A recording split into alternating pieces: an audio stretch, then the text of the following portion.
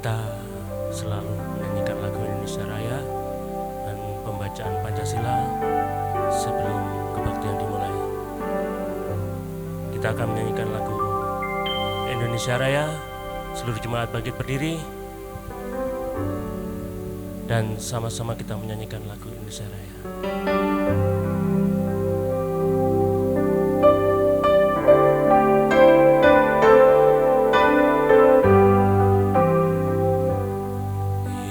Indonesia, tanah airku, tanah tumpah darahku. Di sanalah aku berdiri, jadi pandu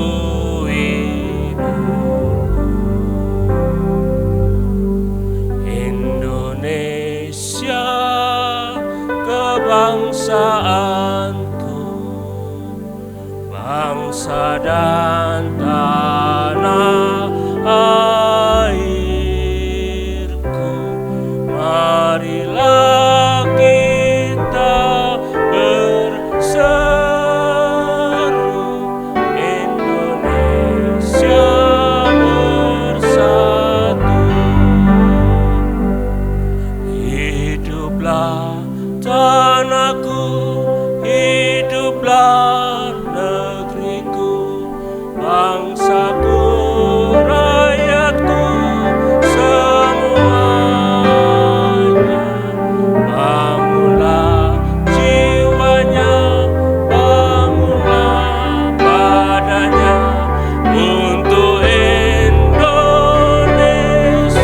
Raya. Indonesia Raya, merdeka, merdeka, tanahku, negeriku yang ku cinta. Indonesia Raya, merdeka, merdeka, hiduplah Indonesia Raya. Indonesia Raya, merdeka, merdeka, tanahku, negeriku yang ku cinta. Indonesia Raya, merdeka, merdeka, hiduplah Indonesia Raya. Jemaat tetap berdiri, mari kita lanjutkan pembacaan Pancasila. Pancasila. 1. Ketuhanan yang Maha Esa. 2. Kemanusiaan yang adil dan beradab. 3. Persatuan Indonesia. 4. Kerakyatan yang dipimpin oleh hikmat, kebijaksanaan dalam permusyawaratan perwakilan. 5. Keadilan sosial bagi seluruh rakyat Indonesia.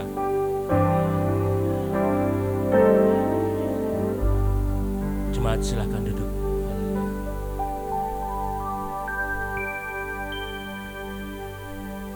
Syukur pada Tuhan, saudara yang terkasih. Hari demi hari Tuhan sudah memberkati kita. Tuhan sudah menyertai kita. Hanya kekuatan kita yang bersandar pada Tuhan. Mari kita bawa dalam doa. Terima kasih Tuhan, terima kasih Yesus. Kami bersyukur dan terima kasih Bapa atas penyertaan-Mu, perlindungan-Mu Tuhan. Kalau pada pagi hari ini kami datang ke tempat ini Tuhan, datang di bait-Mu Tuhan, untuk membawa hati kami, untuk datang pada Engkau. Kami rindu lawatan Engkau Tuhan. Kau berkati kami Tuhan, jemaat-Mu yang hadir dan dalam perjalanan. Kau berkati semua Tuhan, pelayan-pelayanan-Mu. terutama nanti pembawa firman Tuhan, kiranya Roh Kudus sendiri campur tangan suasana tempat ini. Kami serahkan dari awal hingga akhir kebaktian Tuhan. Engkau telah memberkati kami semua. Haleluya.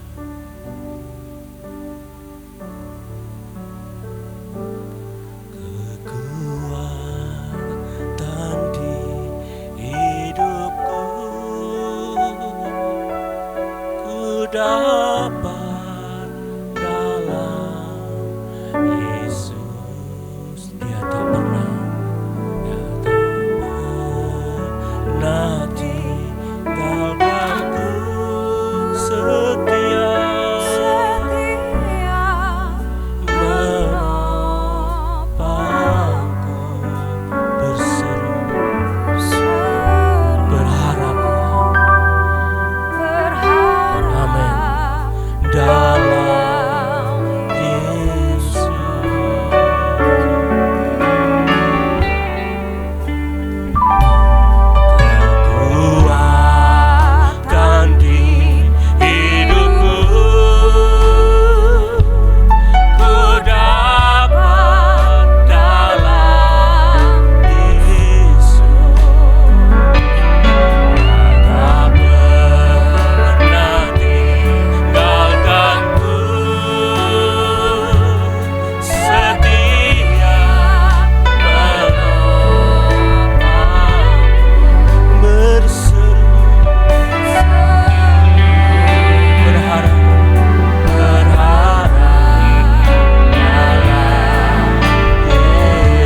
Sama-sama kita katakan ajaib kau Tuhan. Amin, haleluya. Ajaib kau Tuhan, penuh kuasa, sanggup pulihkan keadaanku dalam tanganmu. Seluruh hidupku tak akan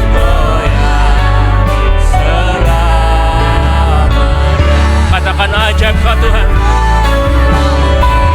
penuh kuasa, penuh kuasa, sanggup pulihkan keadaanku dalam tanganmu. Seluruh hidupku tak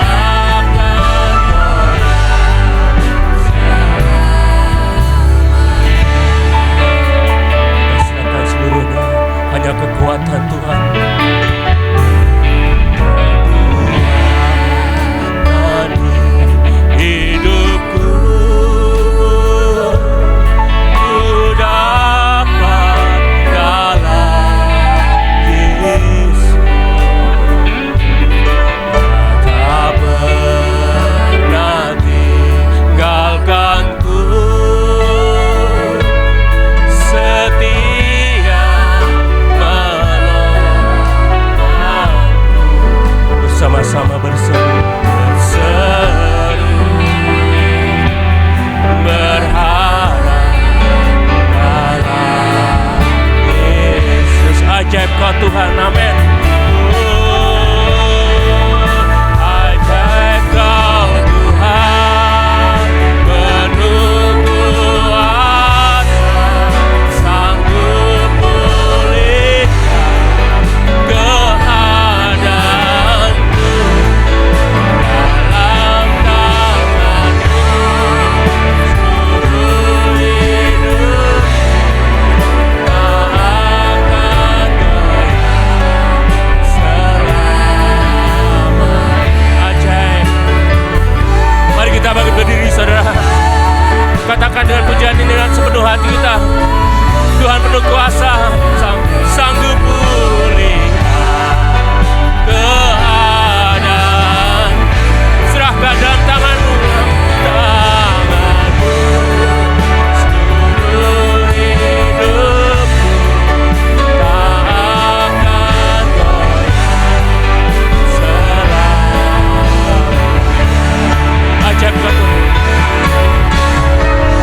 Oh, ajaib kau Tuhan.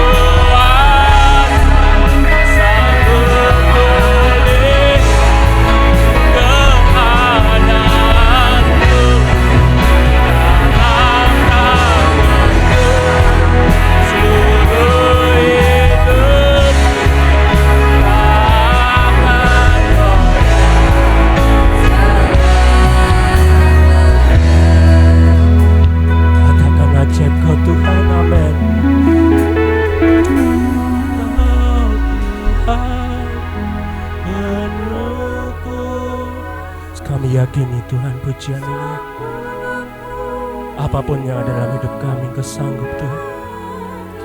Amin. Dalam tangan-Mu seluruh hidupku, amin, takkan goyah selamanya. Kami mana pujian ajaib Kau Tuhan, penuh kuasa, sanggup pulihkan keadaanku. Dalam tangan-Mu seluruh hidupku, tak akan goyah selamanya,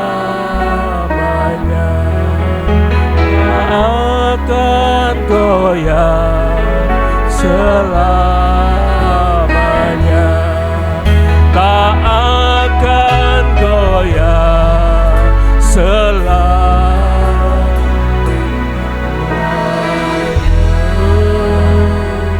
Ajaib Kau Tuhan, penuh kuasa, Kau sanggup pulihkan kami, Bapa.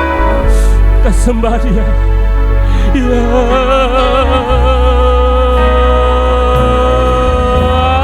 ajaib, penuh kuasa,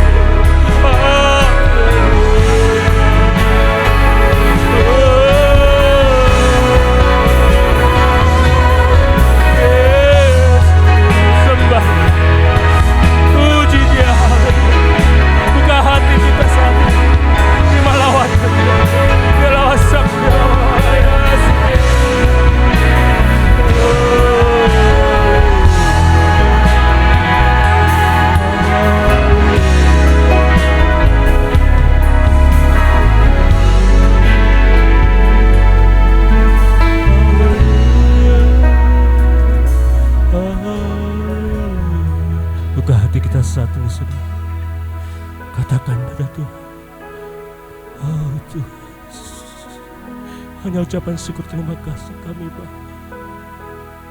Kau sanggup melawat kami saat ini Tuhan, dalam kondisi apapun kami saat ini Bapa.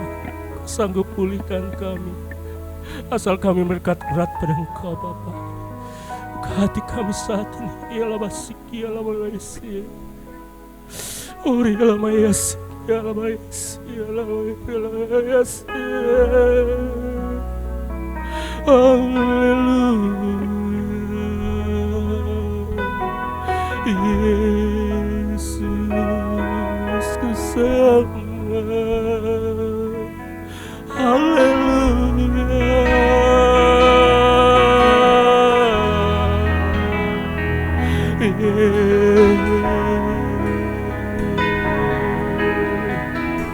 haleluya. Ajaib Kau Tuhan, Kau penuh kuasa, Kau sanggup pulihkan kami saat ini. Haleluya. Ajaib Kau Tuhan, penuh kuasa, sanggup pulihkan keadaanku. Dalam tangan-Mu, seluruh hidupku tak akan goyah selamanya. Ajaib, ajaib Kau Tuhan, penuh kuasa, sanggup pulihkan keadaanku. Dalam tangan-Mu seluruh hidupku tak akan goyah selamanya. Ajaib, ajaib Kau Tuhan, penuh kuasa, sanggup pulih keadaan. Dalam tangan-Mu seluruh hidupku tak akan goyah selamanya. Tak akan goyah selamanya. Amin. Tak akan goyah selamanya. Amin. Terima kasih Tuhan. Terima kasih Yesus. Kami lebih dalam lagi memuji Engkau Tuhan. Panjatkan syukur kami pada Engkau. Dalam nama Tuhan Yesus. Haleluya. Amin. Ada sukacita saudara? Beri kemuliaan Tuhan kita. Haleluya.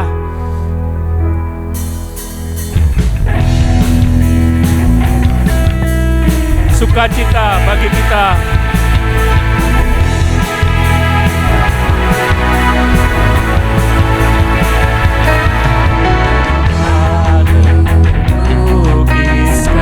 Kasih yang Kau berikan, Kau berikan. Amin.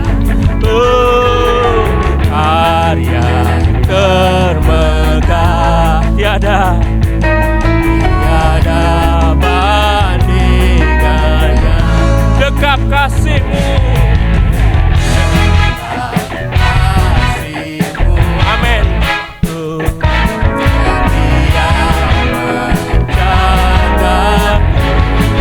Kan ku nyatakan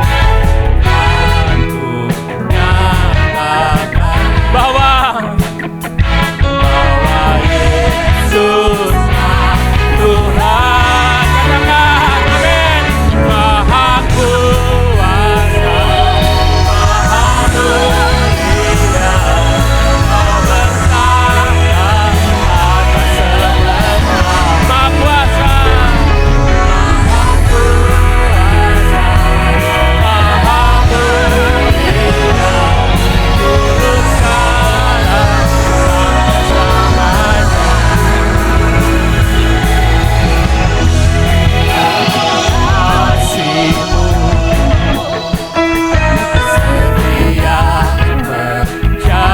Katakan amin.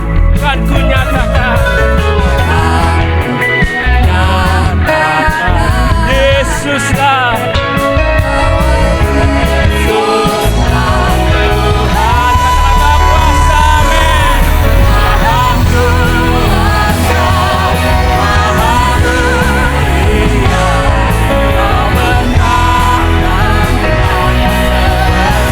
Maha kuasa,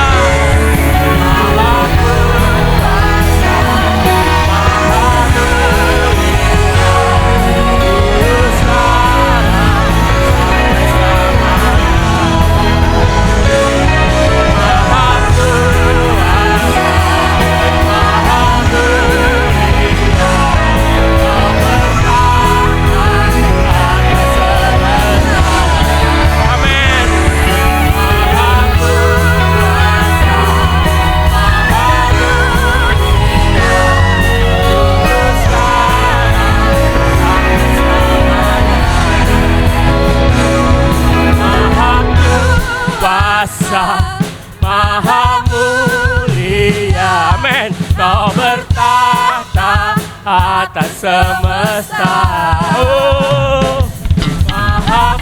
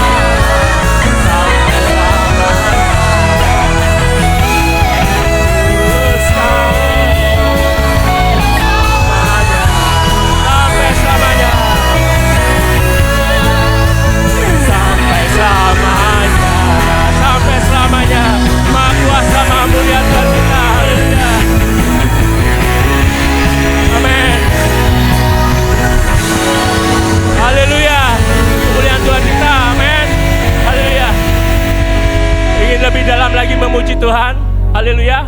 Sukacita. Beri kemuliaan Tuhan kita. Amin.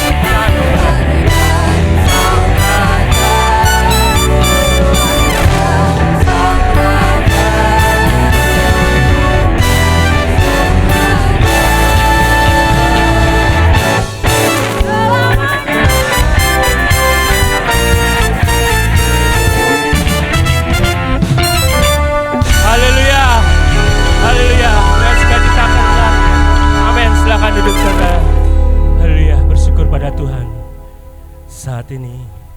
Karena kemurahan Tuhan kita ada di sini, karena berkat Tuhan kita ada di sini.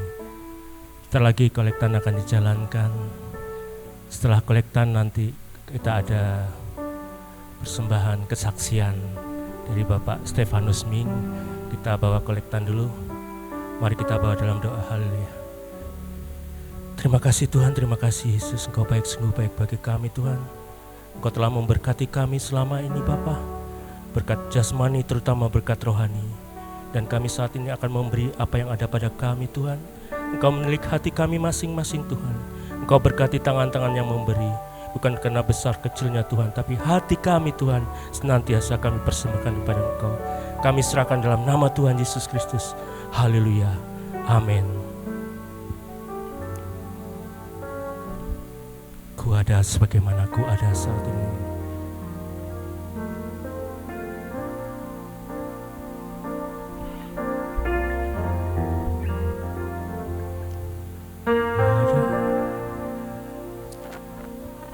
Mana ku ada berdiri menghadap tatamu Bapa, semua karena anugerah-Mu yang telah selamatkanku. Ku hidup, amin. Ku hidup dalam segala kelimpahan, ku layak untuk melayani Tuhan. Semua karena anugerah-Mu tercurah bagiku. Katakan besar anugerah-Mu, berlimpah bagiku. Semakin hari semakin bertambah besar anugerah-Mu.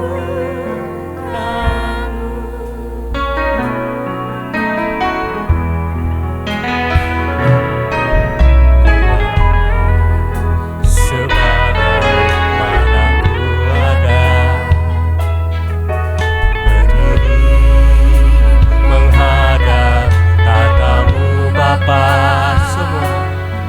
semua karena anugerah yang telah selamatkanku.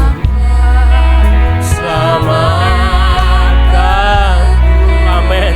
Ku hidup dalam segala kelimpahan, ku layak untuk melayani Tuhan. Semua karena anugerah-Mu tercurah bagiku. Besar anugerah-Mu, berlimpah kasih-Mu. Semakin hari semakin bertambah besar anugerah-Mu. Semakin hari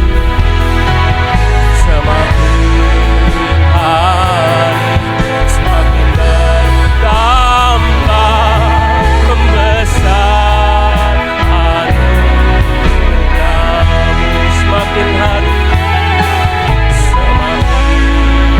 hari semakin bertambah besar anugerah-Mu. Haleluya.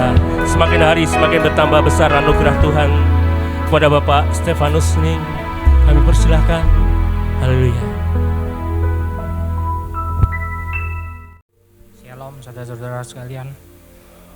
Pada pagi hari ini saya ingin menyaksikan cinta Tuhan, di mana Tuhan telah menjamah dan memulihkan mata saya. 8 tahun yang lalu,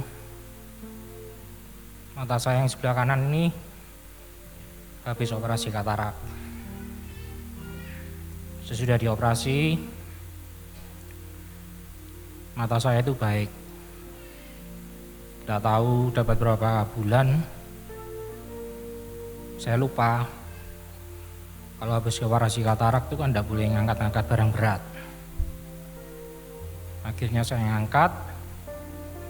Sesudah itu mata saya perlahan-lahan mulai meredup. Tambah lama tidak bisa melihat, buta.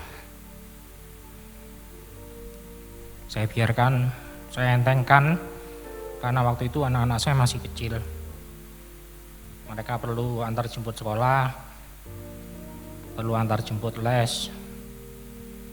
Jadi saya entengkan, waduh, besok-besok bisa kok disembuhkan, dibawa ke dokter. Dengan berjalannya waktu 2019 sekitar bulan 2 itu mata saya yang sebelah kiri itu kena katarak.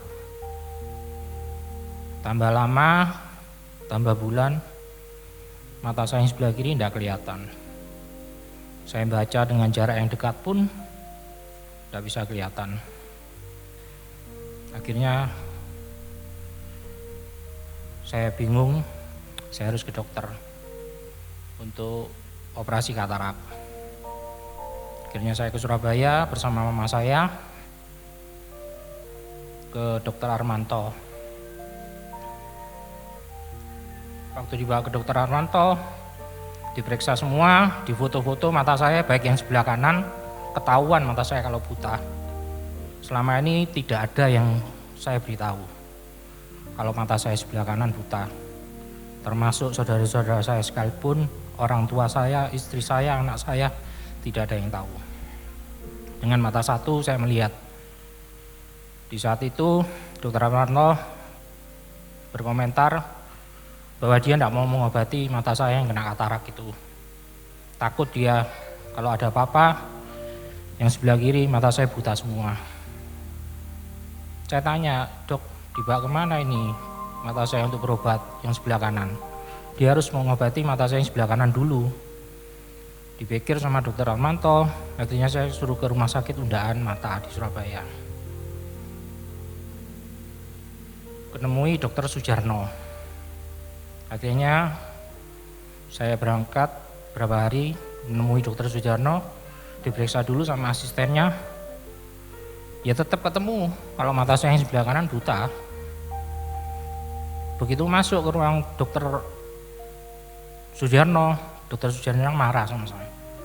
Langsung tanpa basa-basi dia mengusir saya disuruh pulang. Pulang kamu, enggak usah ke sini. Ngapain kamu masih ke sini? Waduh, saya langsung down gitu kan. Saya langsung down, waduh saya sebentar lagi buta ini. Dia enggak mau juga ngobati yang sebelah kiri, katarak saya.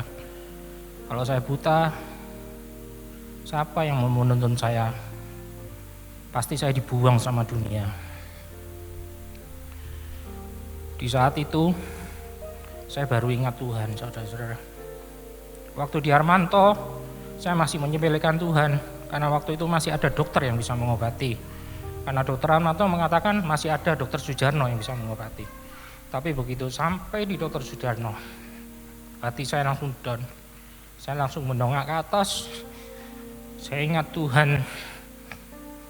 Saya masih punya Tuhan Yesus yang bisa memulihkan mata saya. Saya lalu ingat firman Tuhan yang mengatakan mengucap syukurlah dalam segala hal. Saat itu saya mengucap syukur bahwa Tuhan Yesus baik buat saya. Di dalam keadaan kondisi saya yang tidak bisa melihat, saya tetap mengatakan Tuhan Yesus baik. Akhirnya saya mempersiapkan diri, saya bilang, "Ndak dok, tetap harus operasi saya yang sebelah kanan." Ya wis, sakarepmu. Dia ngomong gitu. Akhirnya dijadwalkan sama dokter. Saya pulang, sepanjang berjalan saya hanya berkata, Tuhan Yesus, Kau baik. Saya tidak minta mata saya untuk melihat lagi, tapi saya hanya mengatakan Tuhan Yesus baik. Akhirnya sampailah hari hanya saya dioperasi. Sebelum dioperasi, dokter Armanto masuk ke ruang kamar saya. Dia mengatakan, ojo ngersulo ya. Kalau sesudah dioperasi mata kamu tetap tidak bisa melihat. Oh iya tidak apa-apa dok, tidak apa-apa. Akhirnya saya dioperasi 3 jam, dioperasi bius total. Di saat mau dioperasi, saya juga terbayang-bayang lagi saudara-saudara. Karena banyak yang sudah dioperasi, bukan banyak sih, beberapa orang sudah dioperasi, tidak kembali lagi, tidak sadar. Waduh saya ingin, kalau saya tidak kembali, tidak sadar, saya mati, saya masuk neraka. Karena saya masih belum bertobat. Saya memang tetap ke gereja, hari Minggu ya ke gereja. Tapi cuman itu aja. Tapi Tuhan mau kita bertobat, hidup baru. Saya saat itu galau, waduh, kalau saya sudah mati masuk neraka, tidak ada yang dapat menyelamatkan saya. Akhirnya saya tetap berdoa sama Tuhan. Saya mengatakan Tuhan Yesus baik. Akhirnya di waktu operasi, sesudah operasi berjalan, besok paginya baru dibuka mata saya. Samar-samar mulai terlihat sinar-sinar mata saya, meskipun sampai hari ini tidak pulih 100%, tapi mata saya tidak buta. Tuhan Yesus memperbaiki mata saya dengan saraf yang terputus selama 8 tahun. Dia bisa mengalirkan darah-darah kembali di dalam mata saya. Jangan saudara-saudaraku, jangan mundur daripada Tuhan. Karena sampai saat ini apapun kondisi saudara, meskipun saudara-saudara hancur, tapi dia tetap Tuhan yang baik. Dia ada buat saudara-saudara. Dia ada di hidup saudara, dia ada dekat dengan saudara. Asal kita mau berubah dan lebih dekat kepada dia.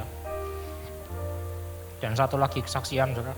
Sejak itu saya janji sama Tuhan. Tuhan, kalau sudah operasi katarak selesai, akhirnya dia mau mengobati operasi saya yang sebelah kiri 2 bulan. Akhirnya mata saya pulih yang sebelah kiri. Saya janji sama Tuhan, saya akan membaca Alkitab tiap pagi dan malam. Saya laksanakan sampai hari ini. Dan sudah berjalannya waktu, ada COVID dan Corona.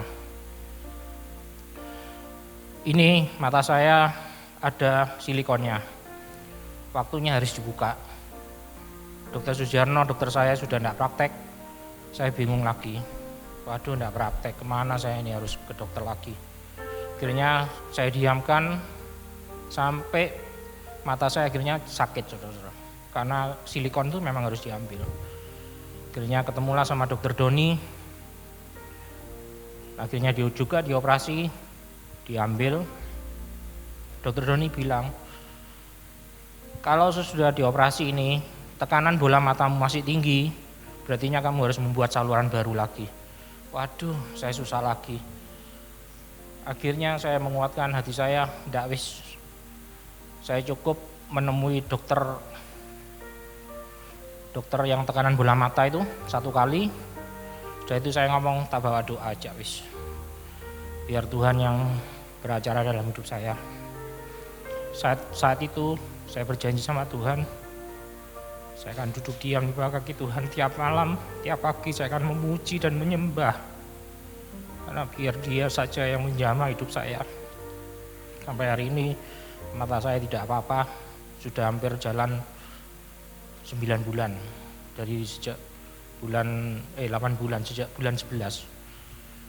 Ya, itulah kesaksian saya. Dan satu lagi, dengan berjalannya waktu, lutut saya juga sakit, saudara-saudara. Kalau tiap jongkok berdiri sakit, tiap jongkok berdiri sakit. Dapat beberapa hari tiap jongkok berdiri sakit. Satu kali saya minta sama Tuhan, Tuhan, lutut saya ini sakit Tuhan. Biar Kau jamah dan sembuhkan malam ini Tuhan. Dalam nama Tuhan Yesus, saya berdoa. Sudah saya berdoa dan menyembah Tuhan, saya tidur, puji Tuhan. Pagi-pagi saya bangun, lutut saya sampai hari ini sembuh total. Dan saya percaya kuasa Tuhan tidak pernah berubah, saudara-saudara, sampai hari ini. Dan sejak itu saya percaya dengan kuasa Tuhan. Karena dulu kalau saya ke gereja, saya melihat kesaksian saudara-saudara yang berdiri di depan mimbar. Saudara saya juga dijamah Tuhan dan disembuhkan Tuhan. Saya cuma bisa melihat apa betul. Tapi hari ini saya juga mengalami mujizat Tuhan ada di dalam hidup saya. Dan juga demikian mujizat Tuhan juga ada di dalam hidup saudara-saudara sekalian. Asal kita mau percaya dan bertobat sama Tuhan. Terima kasih kesaksian saya. Biar memperkuat iman saudara-saudara semua. Dan saya ingin memuji, menyanyikan sebuah lagu.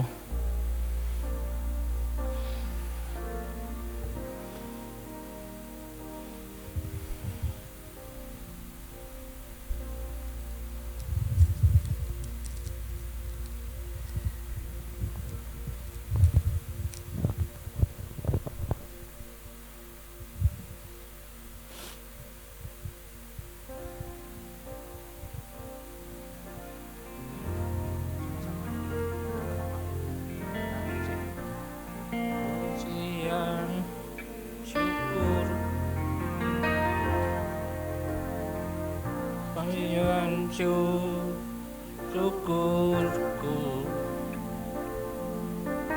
ku bawa padamu dengan rendah hati ku persembahkan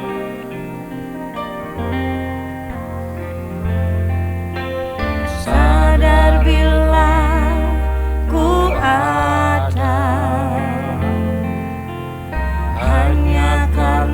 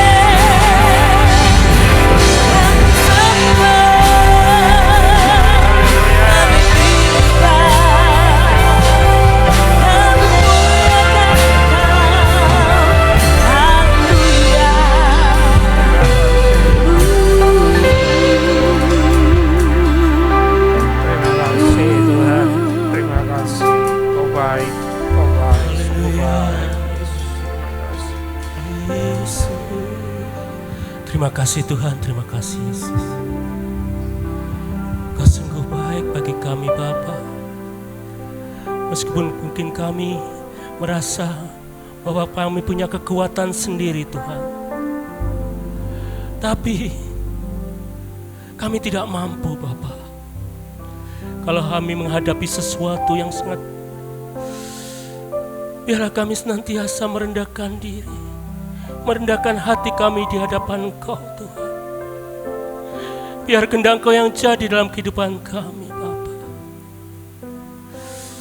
Demikian juga Tuhan, saat ini kami sudah memuji Engkau, kami sudah menyembah Engkau, dan kami sudah menerima Tuhan.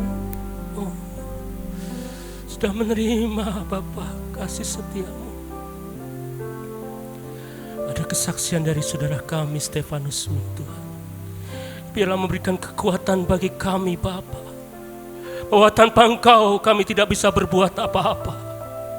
Tanpa Engkau kami tidak bisa Tuhan.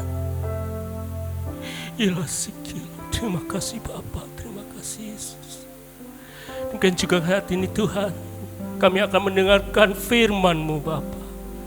Biarlah firman menjadi penerang bagi kaki kami, penerang bagi jalan kami, penerang bagi kehidupan kami. Biar kami menjadi tanah-tanah hati yang baik, tanah-tanah yang subur, yang siap menerima firman. Kami serahkan hamba-Mu yang akan menyampaikan firman Tuhan. Karena Engkau beracara sendiri melalui hamba-Mu Bapa. Roh Kudus sendiri campur tangan dari awal hingga akhir suasana tempat ini. Kami serahkan dalam nama Tuhan Yesus Kristus. Haleluya. Amin. Selamat pagi jemaat Tuhan. Apa kabarnya pada pagi hari ini? Luar biasa saudara. Saya sangat diberkati dari kesaksian dari Bapak Stefanus Hadikim tadi. Dan saya percaya bahwa setiap kita, tadi Bapak Stefanus juga katakan bahwa setiap kita apapun permasalahan kita, percaya saudara, bagi Tuhan tidak ada satupun yang mustahil. Amin saudara. Jadi kalau saudara hari-hari ini datang dengan beban berat, saudara datang dengan pergumulan, letakkan pada kaki Yesus. Bagi Tuhan tidak ada yang mustahil. Percaya saudara. Bukan lagi kesaksian yang sangat luar biasa bagi kita saudara. Kenapa kita nggak kasih kemuliaan buat Tuhan kita? Haleluya. Hari ini kita sama-sama akan merenungkan firman Tuhan. Dan saya berdoa bahwa firman Tuhan pada pagi hari ini bukan cuma menjadi rema. Saya berdoa bahwa firman Tuhan ini akan menjadi rema buat setiap kita, tapi bukan cuma jadi rema saudara. Tapi sama-sama kita akan lakukan, kita aplikasikan dalam setiap kehidupan kita. Saudara siap? Yang siap boleh angkat tangan? Serukan amin? Oke, kita sama-sama buka dulu dalam Alkitab kita 1 Samuel pasalnya yang ke-16. 1 Samuel pasalnya yang ke-16 ayatnya yang ke-7 saudara sebagai ayat emas kita.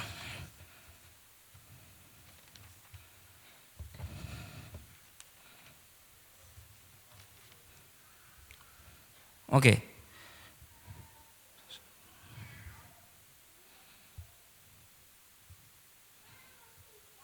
1 Samuel pasal yang ke-16 ayatnya yang ke-7b yang akan kita baca sebagai ayat emas kita.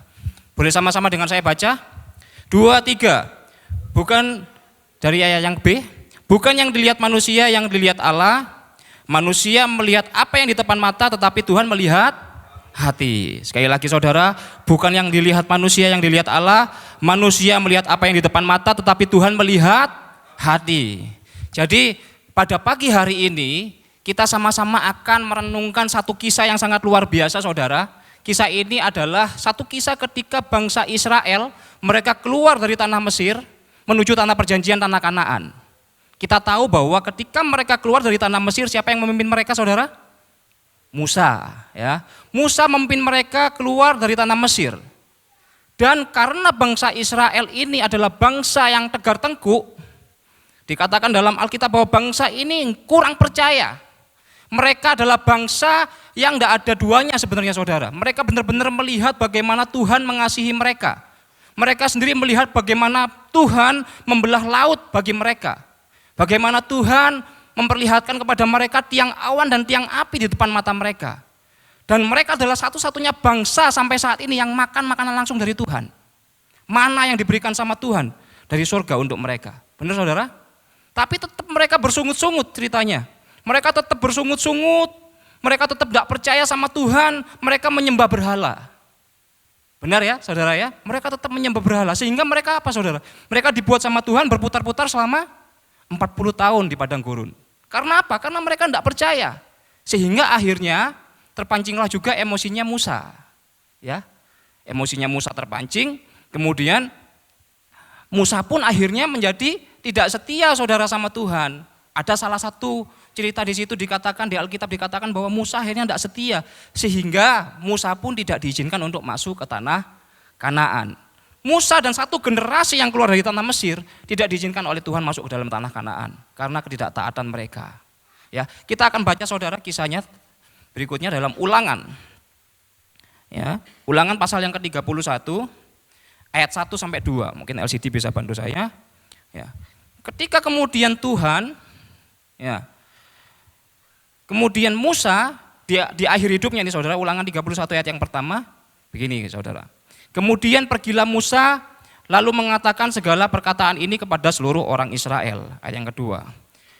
Berkatalah ia kepada mereka, aku sekarang berumur 120 tahun. Aku tidak dapat giat lagi dan Tuhan telah berfirman kepadaku, sungai Yordan ini tidak akan kau seberangi. Jadi Tuhan sendiri yang juga berkata sama Musa bahwa sungai Yordan ini tidak akan kau seberangi. Ingat karena apa saudara? Karena tadi tidak taat saudara. Sehingga ketika dia di akhir hidupnya, dia tidak bisa membawa bangsa ini masuk ke dalam tanah perjanjian, dia harus mengangkat satu pemimpin baru yang akan menggantikan dia. Ya, ayat yang ke-7. 31 ayat yang ke-7. Ulangan 31 ayat yang ke-7. Nah, lalu Musa memanggil Yosua dan berkata kepadanya di depan seluruh orang Israel, kuatkan dan teguhkanlah hatimu, sebab engkau akan masuk bersama-sama dengan bangsa ini ke negeri yang dijanjikan Tuhan, dengan sumpah kepada nenek moyang mereka untuk memberikannya kepada mereka. Dan engkau akan memimpin mereka sampai mereka memilikinya. Di ayat yang ke-7 dikatakan bahwa Musa memanggil Yosua di depan seluruh orang Israel dan mengangkat Yosua untuk menjadi pemimpin mereka. Saudaraku yang dikasihi Tuhan, Bapak Ibu Saudara yang dikasihi Tuhan. Yang menjadi pertanyaan adalah siapa Yosua? Benar ya? Siapa Yosua? Musa yang demikian hebat, dia harus digantikan sama Yosua. Siapa Yosua? Yosua di dalam Alkitab dikatakan bahwa Yosua dia adalah pelayan, abdi dari Musa. Kemanapun Musa ada, Yosua juga ada. Kemanapun Musa, bangsa Israel pergi berperang, Yosua memimpin peperangan bangsa Israel. Siapa Yosua? Selain dia pelayannya dari Musa, abdinya Musa, dikatakan bahwa Yosua, dia adalah salah satu dari 12 pengintai yang dikirim oleh Musa untuk melihat tanah yang dijanjikan. Ya, jadi ketika bangsa Israel keluar dari tanah Mesir, singkat cerita, ketika ada tanah yang dijanjikan itu sudah kelihatan, Musa mengirim 12 pengintai. 12 pengintai ini adalah 12 orang yang terpilih, mereka adalah pemimpin-pemimpin dari suku Israel, dan Yosua adalah salah satu dari 12 pengintai. Bagus ya, bibit-bibit bobotnya ya, pelayannya Musa, kemudian dia salah satu dari 12 pengintai. Kemudian saudara,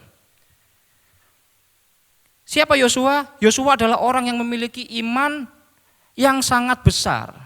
Ya, kenapa kok imannya sangat besar? Ketika 12 pengintai ini pergi melihat tanah yang dijanjikan sama Tuhan, mereka semua keder saudara, mereka semua takut. Ya, mereka semua nggak berani, mereka berkata bahwa Tuhan, Musa, dia berkata Musa, bangsa yang akan kita hadapi ini bangsa yang besar-besar, seperti raksasa, tanah-tanah, kubu-kubu pertahanannya sangat luar biasa, kita nggak akan menang, kita pasti binasa, sampai mereka menangis. Tapi Yosua, salah satu dari 2 orang pengintai, yang berkata bahwa tanah itu pasti kita akan rebut, bahwa Tuhan akan memberikan tanah itu buat kita. Yosua, salah satu dari 2 orang yang imannya sangat besar. Bagus ya saudara ya, penggantinya Musa ya, dia pelayannya Musa, salah satu dari 12 pengintai, imannya sangat besar. Dan yang berikutnya dikatakan bahwa Yosua orang yang penuh dengan roh. Nah, Yosua dipilih Tuhan untuk membawa bangsa Israel masuk ke dalam tanah yang dijanjikan. Dan yang perlu jadi catatan saudara, Yosua ini dipilih sama Tuhan sendiri. Jadi bukan bangsa Israel voting saudara, Ya, ada 2 orang nih, Kaleb sama Yosua. Ya, siapa yang mau dipilih jadi pemimpin? Tapi Yosua dipilih sama Tuhan sendiri. Kita mau baca ya. Bilangan 27 ayat yang 18. Bilangan 27 ayat 18. Nah, lalu Tuhan berfirman kepada Musa, ambillah Yosua bin Nun seorang yang penuh roh. Letakkanlah tanganmu atasnya. Tuhan berfirman kepada Musa, ambillah Yosua bin Nun, seorang yang penuh dengan roh. Letakkanlah tanganmu atasnya. Jadi Yosua ini dipilih sama Tuhan sendiri, saudara. Bukan dari masyarakat yang memilihnya, bukan dari bangsanya yang memilih, tapi Tuhan yang memilih Yosua. Orang yang penuh dengan roh. Ya. Hari ini saudara kita akan sama-sama belajar bagaimana hatinya Tuhan untuk manusia. Kenapa kita nggak katakan sama kanan kiri kita hati Tuhan untuk manusia? Hati Tuhan untuk manusia, saudara. Ya. Yosua dia dipilih sendiri sama Tuhan. Nah, pertanyaannya adalah saat Yosua sudah dipilih sendiri sama Tuhan, apakah nggak ada tantangan atau hambatan yang akan dihadapi? Kira-kira ada nggak, saudara? Ada, Bapak Ibu? Ada nggak kira-kira hambatan yang akan dihadapi? Ya. Jadi ketika Yosua dia dipanggil sama Tuhan, dipilih sendiri sama Tuhan, apakah jadi enak? Semuanya lancar? Enggak, saudara. Enggak, Bapak Ibu. Jadi ketika Yosua dia dipanggil, ketika dia dipilih sama Tuhan, ada tantangan yang begitu besar yang dia harus hadapi.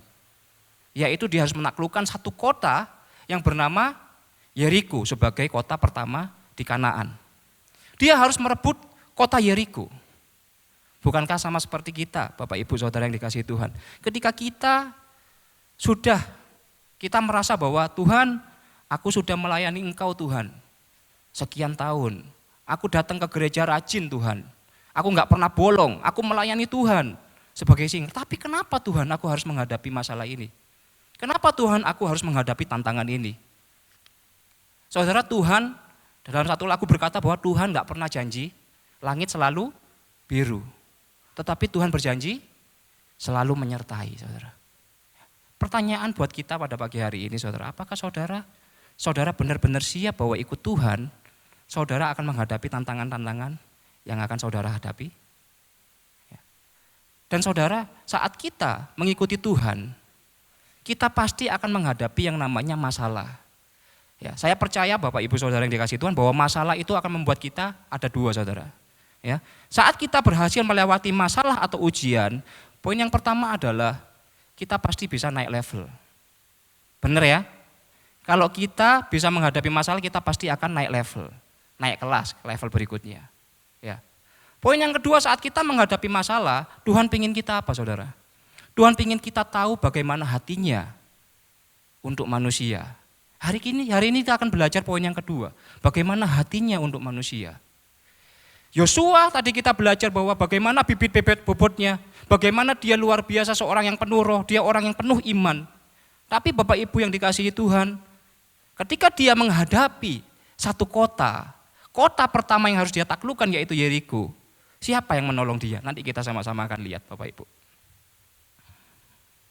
Nah, tantangan pertama yang akan dihadapi adalah Yeriko dengan bentengnya yang sangat luar biasa yang bernama tembok Yeriko.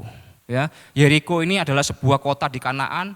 Dia dikenal sebagai sebuah kota yang tidak pernah kalah dengan prajurit-prajuritnya yang sangat terlatih. Mereka punya benteng yang namanya tembok Yeriko, ya. Kalau kita tahu ada lagu sekolah minggu, tembok Yeriko, ya, keliling 7 kali temboknya hancur, ya. Tembok Yeriko. Bapak Ibu Saudara yang dikasihi Tuhan, tembok Yeriko dikatakan tembok Yeriko ini memiliki tinggi 14 meter dan tebalnya 6 meter. Mungkin beberapa dari kita sudah pernah dengar firman Tuhan ini, ya. Tingginya 14 meter, lebarnya 6 meter, sampai di atas temboknya itu bisa dibangun rumah, ya. Dan tembok Yeriko ini terdiri dari 2 bagian, Bapak Ibu. Ya, tembok Yeriko bagian luar dan tembok Yeriko bagian dalam. Ya, tembok Yeriko bagian luar tingginya tadi 14 meter, lebarnya 6 meter, kemudian ada tanah yang memisahkan, bukit yang memisahkan, dan ada tembok Yeriko bagian dalam. Sama, tingginya 14 meter, lebarnya 6 meter. Jadi kota ini benar-benar kota yang dilindungi. Ya. Diceritakan bahwa kota Yeriko ini juga kota yang dilindungi oleh dewa-dewa Kanaan. Dari saudara yang dikasihi Tuhan, Bapak Ibu yang dikasihi Tuhan. Jadi mungkin enggak bangsa Israel ini siapa? Bangsa Israel ini baru 40 tahun keluar dari Mesir. Mereka bukan bangsa yang biasa berperang. Mereka harus menghadapi sebuah kota dengan persiapan yang luar biasa. Kalau kota yang enggak punya persiapan, kalau kota yang enggak punya pengalaman, enggak mungkin dong punya tembok yang begitu besar. Benar Bapak Ibu? Nah, tapi tahukah Bapak Ibu siapa yang dipakai sama Tuhan untuk membantu Yosua? Ya. Siapakah yang dipakai oleh Tuhan? Kita sama-sama baca dalam Yosua 2 ayatnya yang pertama. Yosua 2 ayatnya yang pertama. Saya akan bacakan. Yosua bin Nun dengan diam-diam melepas dari Sitim 2 orang pengintai, katanya, "Pergilah, amat-amatilah negeri itu dan kota Yeriko." Maka pergilah mereka dan sampailah mereka ke rumah seorang perempuan sundal yang bernama Rahab. Lalu tidur di situ. Siapa berarti saudara yang menolong? Bisa sama-sama katakan siapa yang nolong? Rahab. Siapa Rahab saudara? Rahab adalah seorang perempuan sundal. Nah, dia memakai Rahab. Sekali lagi, Rahab itu artinya adalah lebar, luas seperti lapangan. Ya, Rahab sendiri dalam bahasa aslinya kalau dikatakan dia artinya lebar, luas seperti lapangan. Seperti namanya, dia membuka dirinya buat siapa saja selebar-lebarnya yang memakai. Sorry saudara, Bapak Ibu ya, yang mau memakai jasanya Rahab, si perempuan sundal ini. Yang kedua, Rahab ini adalah seorang yang kafir. Dia ini adalah penyembah-penyembah berhala. Tadi kita tahu bahwa saya cerita di depan bahwa Kanaan dilindungi oleh dewa-dewa Kanaan menurut mereka. Kita enggak percaya sama itu, tapi mereka percaya bahwa mereka dilindungi oleh dewa-dewa Kanaan. Dan Rahab, dia penyembah berhala. Ya. Hari ini kita belajar saudara, Bapak Ibu yang dikasihi Tuhan. Ketika Musa mati, dia digantikan oleh Yosua. Seorang yang luar biasa menurut pandangan kita, pantas orang ini menjadi pengganti Musa. Layak orang ini menjadi pengganti Musa. Imannya kuat. Dia luar biasa, dia memimpin bangsa ini dari bangsa Israel dari satu peperangan menuju peperangan lainnya. Tapi ketika kita melihat Rahab, kalau kita melihat tadi 1 Samuel 16 ayat yang 7 kita sama-sama tadi baca, bukan yang dilihat Tuhan, yang dilihat manusia. Ya. Bukan yang dilihat manusia, yang dilihat alam, manusia melihat apa yang di depan mata, tapi Tuhan melihat hati. Bapak Ibu yang dikasihi Tuhan, kalau misalkan kita yang ditanya, pantas enggak sih kira-kira sih Rahab ini?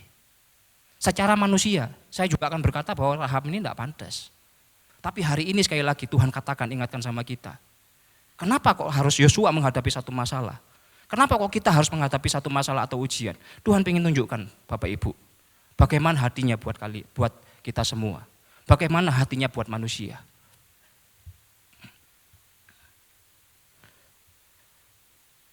Nah, Bapak Ibu yang dikasihi Tuhan, banyak orang Kristen, ya saya juga berdoa, bukan kita saudara, Bapak Ibu yang di tempat ini, banyak orang Kristen yang berkata bahwa orang ini pantas melayani Tuhan, orang ini enggak pantas, orang ini kok pakai anting, cowok pakai anting melayani Tuhan, tatoan semua badannya melayani Tuhan. Bapak Ibu yang dikasihi Tuhan, kita selalu melayakkan dan tidak melayakkan orang, bahkan jauh melebihi Tuhan kita. Bahkan kita bisa menghakimi orang. Ya, satu kesaksian yang luar biasa Bapak Ibu, saya juga kemarin juga sangat tersentuh ketika mendengar beberapa waktu yang lalu ada seorang hamba Tuhan yang bernama Pastor Raditya Olowan, Bapak Ibu tahu ya. Pastor Raditya Olowan, bagi yang tidak tahu, dia adalah seorang hamba Tuhan yang luar biasa, dipakai Tuhan di usianya yang sangat muda, mungkin usianya 34 atau 35 tahun. Ya, dia dipakai sama Tuhan, tapi tahukah Bapak Ibu, saat ini dia mendirikan satu organisasi seperti gereja begitu, dan pengikutnya jemaatnya adalah anak-anak muda dengan latar belakang masalah yang luar biasa, yang dipulihkan sama Pastor Raditya bersama dengan Tuhan, Bapak Ibu. Tapi tahukah Bapak Ibu bahwa ketika mudanya, Pastor Raditya ini juga orang yang enggak karu-karuan Bapak Ibu. Ya, kalau kita lihat dia enggak layak, enggak pantas dia jadi hamba Tuhan. Pakai narkoba, ya kan? Kemudian hamil di luar nikah, mohon maaf, dia hamil di luar nikah, pecandu. Enggak ada pantas-pantasnya sampai Tuhan panggil dia. Ya, sekali lagi hari ini kita sama-sama belajar. Ya, kenapa kok Tuhan memberikan kita ujian? Satu tadi untuk kita naik level, dua supaya kita tahu bagaimana hatinya untuk manusia, Bapak Ibu. Kita nggak pernah nyangka, kita nggak pernah tahu siapa yang akan menolong kita. Kita nggak akan pernah tahu orang yang kita nggak sangka-sangka dia yang ternyata akan nolong kita. Betul ya Bapak Ibu ya? Nah, Roma 3 ayat yang ke-10. Roma 3 ayat yang ke-10. Begini firman Tuhan Bapak Ibu. Seperti ada tertulis, tidak ada yang benar, seorang pun tidak. Roma 3 ayat 10. Seperti ada tertulis, tidak ada yang benar, seorang pun tidak. Roma 3 ayat 23, lanjut. Karena semua orang telah berbuat dosa dan telah kehilangan kemuliaan Allah. Jadi Bapak Ibu yang dikasihi Tuhan, hari ini kita diingatkan sama Tuhan bahwa kita tidak ada seorang pun yang benar. Coba balik lagi 3 ayat 10. Tidak ada yang benar, seorang pun tidak. Tidak ada dari kita ini yang benar. Tidak ada dari kita ini yang suci Bapak Ibu. Tidak ada dari kita ini yang mulia di hadapannya Tuhan. Tapi kita mau lihat lanjutannya ya, 23 tadi. Ayat 23, karena semua orang telah berbuat dosa dan telah kehilangan kemuliaan Allah. Tidak ada satupun dari kita yang mulia. Tapi di ayat 24 kita mau lihat sama-sama. Dan oleh karena kasih karunia telah dibenarkan dengan cuma-cuma karena penebusan dalam Kristus Yesus. Jadi hari ini kita diingatkan bahwa tidak ada seorang pun dari kita yang benar. Tidak ada seorang pun dari kita yang layak. Kita dilayakkan karena Tuhan, karena kasih karunia dari Tuhan. Bukan karena kehebatan kita, bukan karena kuat dan gagah kita. Bukan karena apa yang sudah kita lakukan buat gereja. Bukan karena apa yang sudah kita tabur. Tapi karena cuma-cuma di sini dikatakan karena penebusan dalam Kristus Yesus. Ya, bukan berarti kita nggak boleh melayani Tuhan setelah ini. Tadi katanya Andika, kan kita ini percuma berarti melayani. Bukan Bapak Ibu, karena kita sudah tahu bahwa kita dikasihi sama Tuhan, kita membalas cintanya Tuhan. Dengan apa? Dengan datang ke gereja, dengan melayani Dia. Karena kita tahu bahwa kita tidak ada seorang pun yang benar. Amin Bapak Ibu. Ya.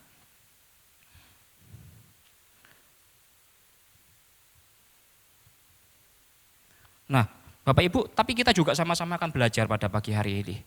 Ya. Tadi Tuhan kirim Rahab, seorang perempuan sundal untuk menolong Yosua. Apa yang dilakukan Rahab sehingga Tuhan ini berkenan padanya. Jadi ada catatannya Bapak Ibu. Bukan karena ini perempuan sundal terus tiba-tiba dipakai Tuhan, tapi apa yang membuat Rahab dipakai sama Tuhan sehingga Tuhan berkenan padanya. Nah, yang pertama adalah karena Rahab juga memiliki iman yang kuat. Boleh katakan sama saya, memiliki iman? Memiliki iman? Ya. Jadi Rahab ini memiliki iman Bapak Ibu. Diceritakan bahwa kemudian ketika pengintai-pengintai itu masuk, dari bangsa Israel masuk, kemudian apa yang dilakukan sama Rahab Bapak Ibu? Rahab menyambut pengintai-pengintai itu untuk masuk ke dalam rumahnya. Kan bisa kan, ada dua pilihan kan, ketika pengintai-pengintai itu masuk bisa dong Rahab mengusir, bisa enggak? Bisa, sangat bisa rumah-rumahnya Rahab kok. Kan bukan rumahnya bangsa Israel, bisa. Tapi yang dilakukan sama Rahab, dia menyambut dengan baik pengintai-pengintai itu. Karena apa Bapak Ibu? Karena Rahab, dia telah mendengar bagaimana kehebatan dari Tuhannya Israel dan dia percaya. Yosua 2 ayat yang 10. Yang 10.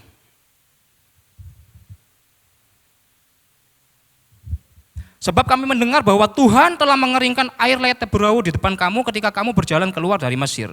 Dan apa yang kamu lakukan kepada kedua raja orang Amori yang di seberang sungai Yordan itu, yakni kepada Sihon dan Og yang telah kamu tumpas. Ayat yang ke-11.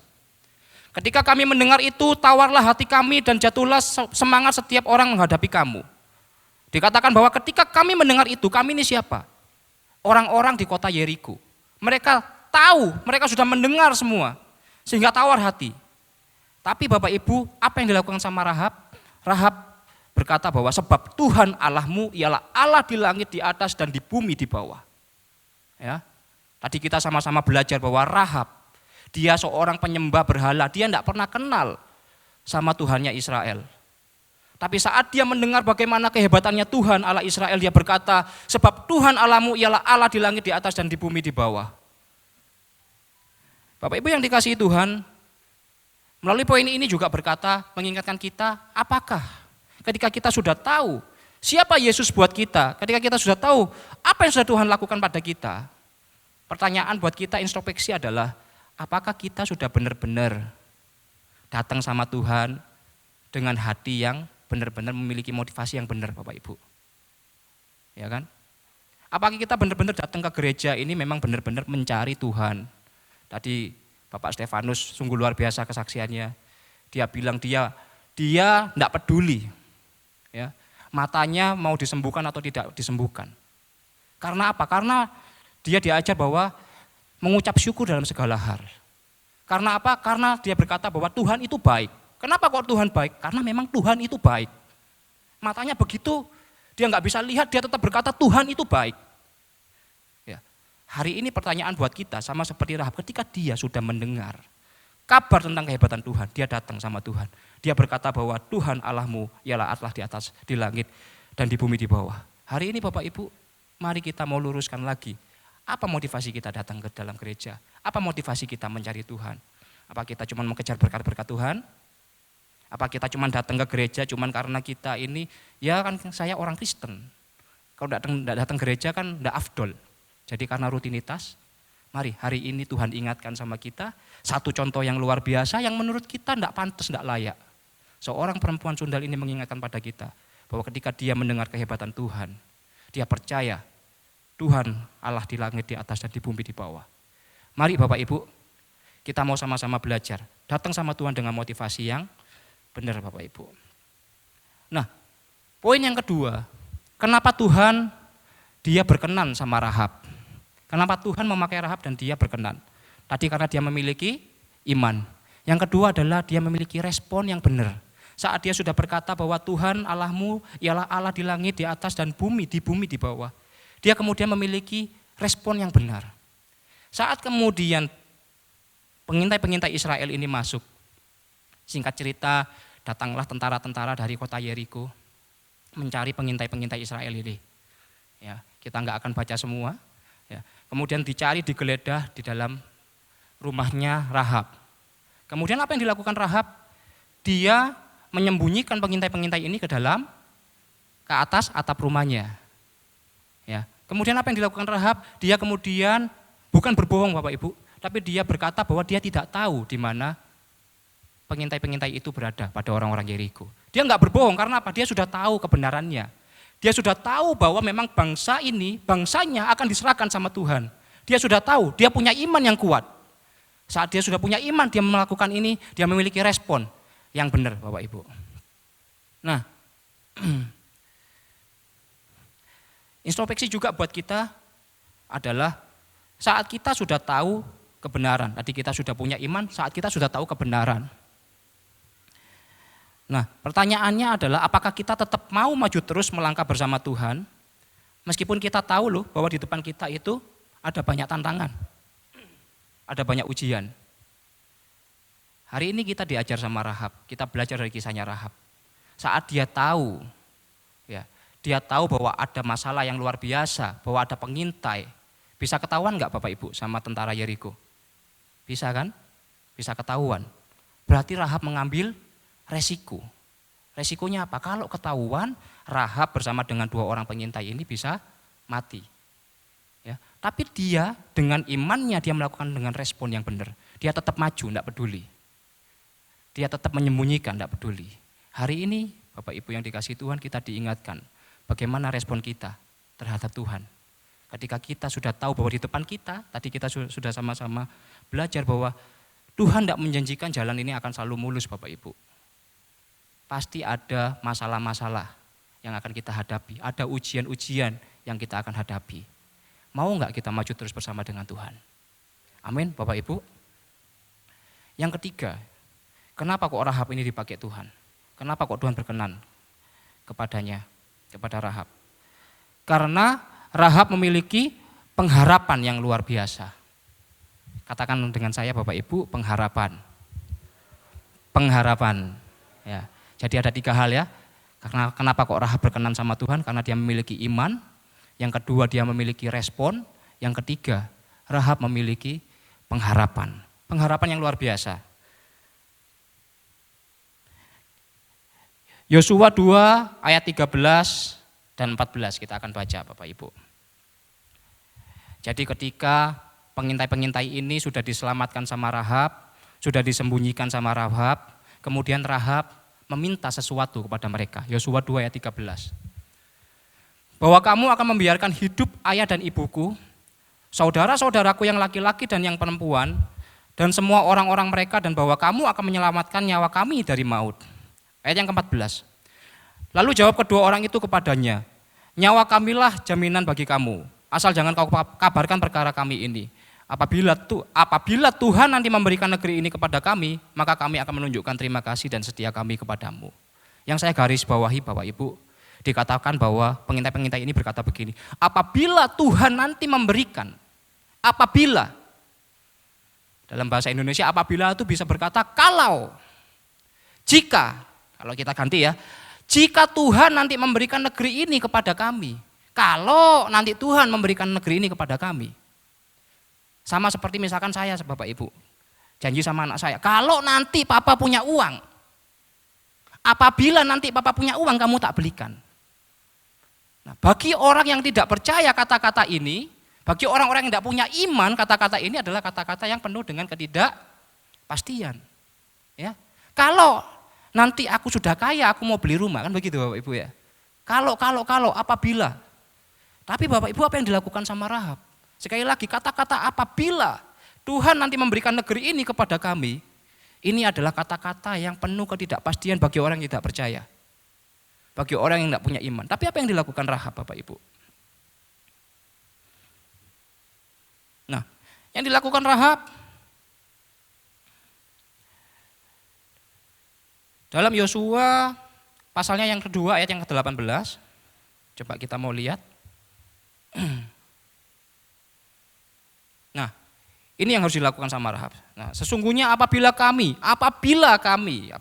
Bapak Ibu, memasuki negeri ini haruslah tali dari benang kirmisi ini kau ikatkan pada jendela tempat engkau menurunkan kami, dan ayahmu serta ibumu, saudara-saudaramu serta seluruh kaum keluargamu kau kumpulkan di rumahmu. Ya. Apabila kami memasuki negeri ini, kalau nanti kami memasuki negeri ini, pasang tali dari benang kirmisi ini kau ikatkan pada jendela tempat engkau menurunkan kami. Bapak Ibu yang dikasihi Tuhan, singkat cerita kemudian Rahab melakukan apa yang dilakukan oleh pengintai-pengintai itu. Karena apa Bapak Ibu? Karena dia memiliki pengharapan, meskipun masih apabila, meskipun masih kalau, tapi dia memiliki pengharapan Bapak Ibu. Hari ini kita diajar sama Rahab, bagaimana kita harus memiliki pengharapan sama Tuhan. Satu-satunya sumber. Bisa jadi loh Rahab ini bisa nggak berharap sama orang Israel, bisa jadi loh dia berharap sama dewa-dewanya. Dia berkata loh ini kok nggak ada kepastian, kok masih apabila, berarti bisa jadi nggak jadi dong. Bisa jadi dong kemudian Rahab ini nggak jadi nurut sama mereka. Bisa jadi nggak Bapak Ibu? Bisa jadi, kan pilihan di tangannya Rahab, rumah-rumahnya Rahab kok tadi, ya. Nah, tapi hari ini kemudian kita belajar dari Alkitab diceritakan berikutnya bahwa kemudian Rahab melakukan apa yang dilakukan yang dikatakan oleh pengintai-pengintai Israel ini. Kemudian orang-orang Israel ini juga berkata, nanti ketika kami akan menyerang bangsa ini, bangsamu, masukkanlah semua saudara-saudaramu ke dalam rumah ini. Masukkanlah kedua orang tuamu dan saudara-saudaramu ke dalam rumah ini. Dan dia melakukan apa yang diinstruksikan oleh pengintai-pengintai ini. Ya, karena apa Bapak Ibu? Karena dia memiliki pengharapan kepada Tuhan Allah Israel. Ya, Tuhannya kita juga Bapak Ibu. Amin Bapak Ibu. Hari ini kita diajar bagaimana Rahab, dia seorang perempuan sundal. Dia memiliki iman yang luar biasa. Dia memiliki respon yang benar. Dan yang ketiga, dia juga memiliki pengharapan hanya pada Tuhan. Dia nggak pernah dengar sebelumnya Tuhannya Israel. Tapi begitu dia dengar, dia berpaling, dia bertaut, dia berharap hanya pada Tuhannya Israel. Dan dikatakan dalam Yosua 6 ayat 22. Coba Yosua 6 ayat 22. Nah, sorry, yang 25. Yosua 6 ayat 25. Sehingga diceritakan dalam Alkitab, demikianlah Rahab, perempuan sundal itu dan keluarganya serta semua orang yang bersama-sama dengan dia dibiarkan hidup oleh Yosua.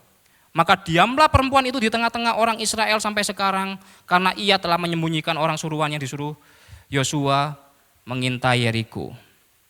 Jadi Bapak Ibu yang dikasihi Tuhan, perempuan sundal, ya, orang yang berbuat zina dalam hukum Taurat bangsa Israel, mereka bukan cuma tidak diterima, tapi mereka harus dihukum mati.